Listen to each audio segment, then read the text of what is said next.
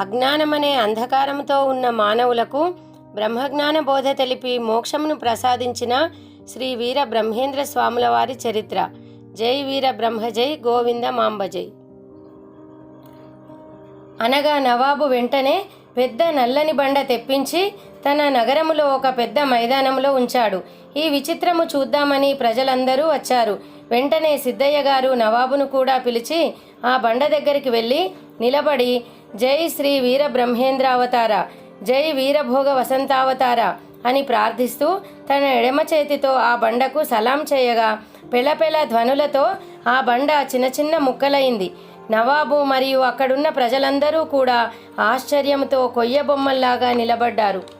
సిద్ధయ్య గారు, అయ్యా నవాబు గారు, ఇందుకే నేను నా గురుదేవులకు తప్ప ఎవరికీ సలాం చేయను. నా సలాం స్వీకరించే శక్తి నా గురుదేవునికే ఉన్నది అనగా నవాబుకు నోట మాట రాక నిలబడి కొంతసేపటికి నేను చేసిన అగౌరవ తిరస్కార భాషణకు ఏమైనా తప్పు పట్టి నాకు శాపం ఇస్తాడేమో అని భయంతో భక్తితో, అవును నేనే తొందరపడి ఎన్నో దుర్భాషలాడాను. అయినా ఈ శాంతమూర్తి కొంచెం కూడా కోపం లేకుండా కేవలం మౌనిలాగా నిలబడ్డాడు. ఎంతటి యోగమహిమ!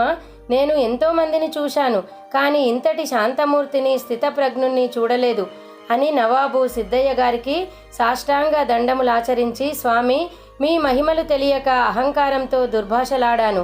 నా తప్పులన్నీ ఒప్పులుగా భావించి కాపాడండి అని వేడుకోగా సిద్ధయ్య గారికి జాలి కలిగి, నాయనా నవాబు గారు, నీవు చేసినదంతా నాకు అమృతమయమే కానీ విషతుల్యము కాదు. భూషణము దూషణము ఈ శరీరమునకే కానీ ఆత్మకు అంటవు. ప్రతి మానవుడు సుఖ దుఃఖములు, శీతోష్ణములు, గౌరవ అగౌరవము అన్నీ సమానముగా చూడాలి. ఈ ప్రపంచంలో ఏ కష్టాలుండవు. ఈ విధంగా సమభావంతో ఉండే మహాత్ములకు కోతి చేష్టలలాగా ఉండే మనస్సు వారి స్వాధీనంలో ఉంటుంది. మనస్సు ఎప్పుడు ఆధీనంలో ఉంటుందో అప్పుడే ప్రపంచమంతా వారి అధీనమై మహాత్ముడు అవుతాడు. ఈ మహిమ అంతా మా గురుదేవులైన శ్రీ జగద్గురు విరాట్ పోతులూరి వీర బ్రహ్మేంద్ర స్వాముల వారి దివ్యమైన అనుగ్రహమే కానీ ఇందులో నా శక్తి ఏమీ లేదు. అయ్యా, పెరుగును చిలికితే వెన్న వస్తుంది. అలాగే సాధువులైన మా వంటి వారిని పరీక్షిస్తేనే మహిమలు తెలుస్తాయి అనగా నవాబు చేతులు జోడించుకొని భక్తి ప్రపత్తులతో నిలబడి, స్వామి మా రాజమహలుకు వెళ్దాం రమ్మని సిద్ధయ్య గారిని తీసుకొని పోయి తన రంగమహల్లో బంగారు పీఠంపై కూర్చోబెట్టి అర్ఘ్య పాద్యాది విధులను పూజించి, స్వామి తమరు నాయందు పరిపూర్ణానుగ్రహముంచి నన్ను మోక్షానికి అర్హునిగా చేయుమనగా, సిద్ధయ్య గారు మీకు మోక్షము పైన ఆసక్తి కలిగినందుకు చాలా సంతోషము. కానీ నాకు నిన్ను కటాక్షించే అర్హత నా గురుదేవుడు ఇంకా ఇవ్వలేదు, నేను తీసుకోలేదు. నీ కోరిక నెరవేరుస్తాను అనగా నవాబు, స్వామి ఈ రాజ్యభారము నేను మోయలేను, నన్ను గురువుగారి వద్దకు తీసుకొని వెళ్ళుము, నాకు రాజ్యకాంక్ష లేదు అనగా సిద్ధయ్య గారు, అయ్యా నీ వంటి మంచివారు రాజ్యపాలన చెయ్యాలి. క్షత్రియులకు రాజ్యపాలననే ధర్మం. నేను తప్పకుండా మా గురువుగారితో నీకు ఉపదేశం ఇప్పిస్తాను అని నవాబును సంతోషపరిచి వారిచ్చిన బహుమతులు తీసుకొని కొందరు మహమ్మదీయులను వెంట తీసుకొని కంది మల్లాయపల్లెకు వెళ్ళెను. ఒక రోజున స్వాముల వారు నిర్గుణ సమాధి నుండి లేచిన తర్వాత సిద్ధయ్య గారు పాదముల వద్ద కూర్చుండి పాదములొత్తుచూ, స్వామి సద్గురు చంద్రమా, ఈ ప్రపంచమంతా ఎలా పుట్టింది, ఎవరు సృష్టించారు తెలుపుమని ప్రార్థించగా శ్రీ వీర బ్రహ్మేంద్ర స్వాముల వారు సిద్ధయ్య గారిని చూసి, నీవు నాకు జ్ఞానపుత్రుడివి నాయన. విశ్వసృష్టి, పంచభూత విమర్శన, పంచీకరణము, దేహతత్వ విచారణ అని అంటారు. కావున త్రికరణ శుద్ధితో వినుము. నాయన సిద్ధ, ఈ కనిపిస్తున్న ప్రపంచమంతా ఎక్కడ పుట్టిందో చెప్తాను విను. సృష్టి కంటే ముందు నాశనము లేనిది, బాధలు వికారములు లేనిది, నిత్య నిర్మల నిర్వికార నిరామయ నిర్గుణ సర్వాత్మక సత్య స్వరూపమైనది సృష్టి కంటే ముందు ఉన్నది. దానిని బ్రహ్మము అని అంటారు. దాని యందు అదే లేనిదై నిరాకారమైన దైవ సృష్టిని చేయుటకు సామర్థ్యము గలది ప్రధానమనే పేరు గల ప్రకృతి అనే ఒకటి కలదు. ప్రకృతి మరియు బ్రహ్మము కలిసినప్పుడు ఈశ్వరుడు లేదా అవ్యాకృతుడు అంటారు. ఈ ఈశ్వరుని యందు సృష్టికర్త పుట్టెను. ఇతనిని హిరణ్యగర్భుడు అని కూడా అంటారు.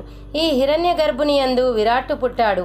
ఇతనిని వైశ్వానరుడు అని కూడా అంటారు. ఆ విరాట్టులో మహత్తు పుట్టింది. అందులో నుండి అహంకారము కలిగెను. ఈ అహంకారములో ప్రకృతి తత్వము వలన సత్వ రజో తమో గుణములు కలిగి మళ్ళీ అందులో భాగములైనవి. ఆ ప్రకృతి యొక్క సత్వగుణము వలన జ్ఞానేంద్రియములు, రజోగుణము వలన కర్మేంద్రియములు, తమో గుణము వలన విషయేంద్రియములు కలిగాయి. ఆ జ్ఞానేంద్రియముల వలన అధిదేవతలతో కూడిన పంచమహాభూతములు పుట్టాయి. శబ్దము వలన సదాశివుడు అధిదేవతగా కలిగిన ఆకాశము పుట్టింది. స్పర్శము వలన ఈశ్వరుడు అధిదేవతగా కలిగిన వాయువు పుట్టింది. రూపము వలన రుద్రుడు అధిదేవతగా కలిగిన అగ్ని పుట్టింది. రసము వలన విష్ణువు అధిదేవతగా కలిగిన జలము పుట్టింది. గంధము వలన బ్రహ్మ అధిదేవతగా కలిగిన భూమి పుట్టింది. పైన చెప్పబడిన పరమేశ్వరుడు ఈ విధంగా సూక్ష్మ సృష్టిని పుట్టించి స్థూల సృష్టిని తిరిగి సంకల్పించాడు. పంచమహాభూతములు ఒక్కొక్క భూతముతో కలిసినప్పుడు పంచీకరణం అయింది. అనగా 2 భాగములు చేసి ఒక భాగము సమిష్టి భాగముగా చేయాలి. ఈ విధంగానే ఆకాశం, వాయువు, అగ్ని, జలము, పృథ్వీని పంచితే 25 తత్వములు అవుతాయి. ఈ 25 తత్వములు ఏవి అంటే జ్ఞాన, మనో, బుద్ధి, చిత్త, అహంకారములు అనే అంతరేంద్రియములు 5, సమాన, వ్యాన, ఉదాన, ప్రాణ, అపాన వాయువులనే పంచప్రాణములు, శ్రోత్రము, త్వక్కు, చక్షువు, జిహ్వ, గ్రాణములనే జ్ఞానేంద్రియములు 5, వాక్కు, పాని, పాదము, గుదము, గుహ్యములనే కర్మేంద్రియములు 5, శబ్దము, స్పర్శము, రూపము, రసము, గంధము అనే పంచతన్మాత్రలు. ఈ 25 తత్వములతో స్థూల శరీరము అంటే కంటికి కనిపించే శరీరము అయింది. ఈ స్థూల శరీరుడైన జీవుడు, ఇతని పేరు విశ్వడు. ఇప్పుడు ఈ 25 తత్వములకు అధిదేవతలను చెప్తాను వినుము. ఆకాశ పంచకమైన జ్ఞానముకు క్షేత్రపాలకుడు, మనస్సుకు చంద్రుడు, బుద్ధికి బ్రహ్మ, చిత్తముకు విష్ణువు, అహంకారముకు రుద్రుడు అధిదేవతలుగా ఉన్నారు. రెండవది అయిన వాయు పంచకముకు సమాన వాయువుకు విజయుడు, వ్యానవాయువుకు జయుడు, ఉదాన వాయువుకు విశ్వయోని, ప్రాణవాయువుకు విషసృష్ణుడు, అపాన వాయువుకు విశ్వకర్తలు అధిదేవతలుగా ఉన్నారు. మూడవది అయిన అగ్ని పంచకముకు శ్రోత్రముకు అష్టదిక్కులు, త్వక్కుకు వాయువు, చక్షువుకు సూర్యుడు, జిహ్వకు వరుణుడు, ఘ్రాణముకు అశ్విని దేవతలు అధిదేవతలుగా ఉన్నారు. నాలుగవది అయిన జల పంచకముకు శబ్దముకు శబ్దశక్తి, స్పర్శముకు ఇచ్ఛాశక్తి, రూపముకు క్రియాశక్తి, రసముకు జ్ఞానశక్తి, గంధముకు పరాశక్తి అధిదేవతలుగా ఉన్నారు. ఐదవది అయిన పృథ్వీ పంచకముకు వాక్కుకు అగ్ని, పానికి దేవేంద్రుడు, పాదముకు విష్ణువు, గుదముకు బ్రహ్మ, గుహ్యముకు మృత్యువు అధిదేవతలుగా ఉన్నారు. ఈ 25 తత్వములతో కూడి ఉన్నది స్థూల దేహము అంటారు. జ్ఞానేంద్రియములు 5, కర్మేంద్రియములు 5, పంచప్రాణములు 5, మనస్సు, బుద్ధి కలిసి 2, ఇవన్నీ కలిసి 17 తత్వములతో కలిసి ఉన్నది సూక్ష్మదేహము అంటారు. దీనినే లింగదేహము అని కూడా అంటారు. స్థూల సూక్ష్మదేహములు రెండూ కూడా కార్యరూపాలుగా ఉన్నాయి. దట్టమైన పొగ వస్తే అగ్ని మనకు కనబడకపోయినా పొగకు కారణమైన అగ్ని అక్కడ ఉన్నదని స్పష్టంగా చెప్పవచ్చు. అదే అజ్ఞాన స్వరూపమగు కారణ శరీరము. నేను అజ్ఞానిని అనడం వలన అజ్ఞానము ప్రత్యక్షముగా ఉన్నది. అజ్ఞానమే కారణ శరీరము. ఆ అజ్ఞానము వల్లనే స్థూల శరీరము కలుగుతున్నది. ఎలా అంటే అజ్ఞానము వలన అవివేకము, అవివేకము వలన నేను నాది అనే అభిమానము, అభిమానము వలన కామక్రోధాది గుణములు, కామక్రోధాదుల వలన అనేక కర్మలు చేస్తూ కర్మల వల్ల ఈ జీవాత్మ జనన మరణములు పొందుతూ కర్మల వలన అనేక బాధలు పడుతూ ఉన్నాడు. అజ్ఞానం అనే కారణదేహము నశించకపోతే ముక్తి లేదు. బ్రహ్మజ్ఞానము అనే అగ్ని వలన అజ్ఞానం అనే కారణదేహము నశించే మార్గము ప్రతి మానవుడు తెలుసుకోవాలి, లేకపోతే ముక్తి కలుగదు అని స్వాముల వారు చెప్పగా సిద్ధయ్య గారు సంతోషముతో, స్వామి సాంఖ్యయోగము ఇంతేనా, ఇంకా ఏమైనా ఉందా అనగా స్వాముల వారు, నీ ప్రశ్నకు సంతోషించి ఇంకా ఘట ప్రమాణం చెప్తాను అనగా మానవ శరీరం గురించి చెప్తాను వినుము.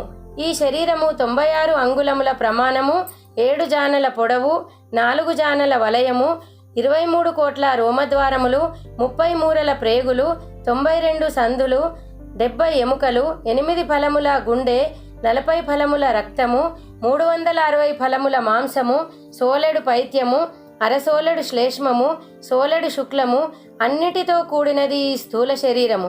ఇదే అనాత్మ అనే జడ దుఃఖ స్వరూపమైన ఈ దేహమే తాను అనే అజ్ఞానమే జీవాత్మ. ఇట్టి దేహము కన్నా విలక్షణమైన ఆత్మ తాను అని తెలుసుకోవడం జీవన్ముక్తి అని స్వాముల వారు బోధించగానే సంతోషముతో సిద్ధయ్య గారు పరవశముతో, స్వామి, సద్గురు స్వామి, మలమూత్రములతో నిండిన ఈ అసహ్యమైన శరీరములో దేవతలు ఉన్నారని ఒకరోజు బోధించారు గదా, వారు ఏ స్థానములో ఉన్నారు అని అడగగా అంతా స్వాముల వారు, బిడ్డా వినుము, ఈ దేహములో 6 చక్రములు ఉన్నాయి. ఒక్కొక్క చక్రముకు గల దళములు, వర్ణములు, స్థానములు, శక్తులు, హంసలు మొదలైనవన్నీ తెలుపుతాను వినుము. చిదానందమైనటువంటి సర్వము వశము చేసుకొనేటువంటి బ్రహ్మాత్మానుభవ రూపమగునటువంటి భక్తిభావమంతో వినుము. నేను చూపించబోయేది స్వచ్ఛమైన మనసుతో చూడు. పాత్రలో పడిన సూర్యకిరణములు పాత్రలో ఉండే పదార్థాలను ఏ విధంగా అంటవో ఆ విధంగానే పరమాత్మకు స్థూల దేహముతో ఉండే దుర్గంధము మొదలగినవి సూక్ష్మ శరీరములో ఉండే కామక్రోధాది అరిషడ్వర్గములు కారణ శరీరములో ఉండే అజ్ఞానము అంటవు. శ్రీ గురుసేవ చేసి శాస్త్రములను తెలుసుకున్న వారికి సూక్ష్మ దృష్టి చేత ఈ దేహములోనే పరమాత్మ కనిపిస్తుంది. ఈ శరీరములో 7 కమలములు ఉన్నాయి. వాటినే 7 చక్రములు అని కూడా అంటారు. వీటిలో చివరిదైన సహస్రారము అతి రహస్యమైనది. అందువలన సప్త చక్రయోగము, షడ్చక్రయోగము అని కూడా అంటారు.